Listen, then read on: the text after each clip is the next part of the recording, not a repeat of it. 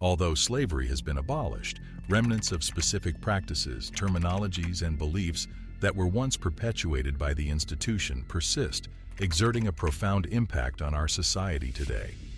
In an attempt to rationalize the inhumane treatment inflicted upon enslaved black people, these distortions were used to justify their cruel actions towards black people during slavery.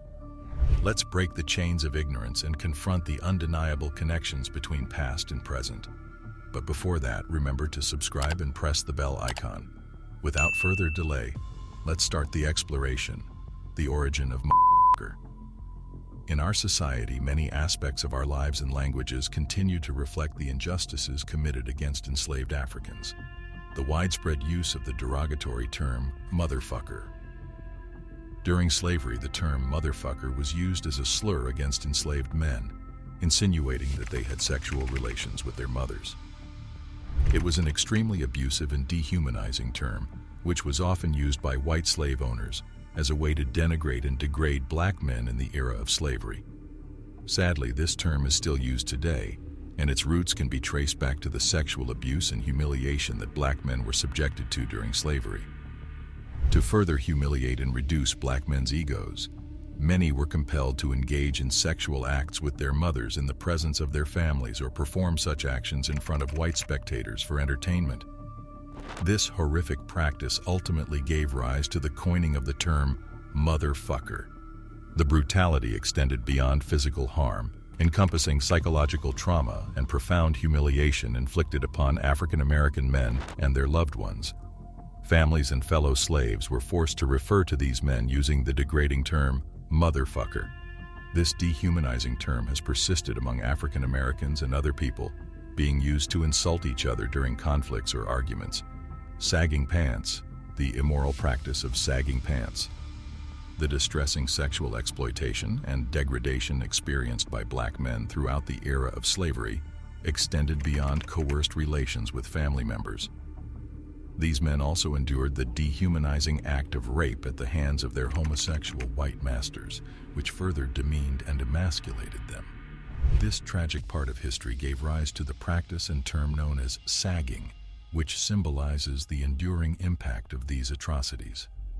During slavery, enslaved men who attempted to run away from captivity or try rebellion against their white masters were often victims of rape, which was done to humiliate and emasculate them.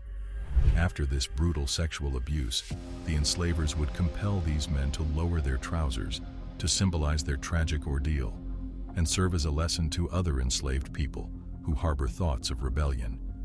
Many African American men and teenage boys continue to sag their pants to project a specific image, make a fashion statement, or appear gangster, often without realizing this practice's historical context and immoral origins.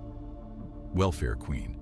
The welfare queen stereotype emerged as a harmful tool aimed at stigmatizing and degrading impoverished black women who relied on government assistance, perpetuating unfounded misconceptions about the character and ethics of black women. This stereotype wrongly portrayed black women as indolent and manipulative, falsely suggesting they habitually exploited government support programs. The 1970s witnessed the amplification of this myth, mainly when Linda Taylor gained notoriety over alleged welfare fraud.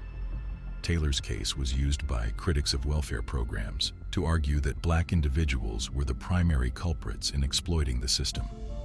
However, it is essential to note that the majority of beneficiaries of public assistance programs have consistently been white individuals, which counters this unfounded assertion. The persistent use of offensive terms like motherfucker and the fashion trend of sagging pants not only perpetuate historical injustices, but also serve as poignant reminders of the enduring legacy of slavery. By delving into the origins and implications of these practices and terms, we can glean valuable lessons that underscore the importance of empathy, respect, and cultural sensitivity. As we acknowledge the harrowing experiences endured by enslaved Africans, let us actively work to deconstruct the harmful stereotypes and language that continue to prolong their suffering. Through collective action, we can end the use of demeaning words and demonstrate respect for those suffering. That's all for today. If you have any questions, let us know in the comments below, and we will try to get back to you.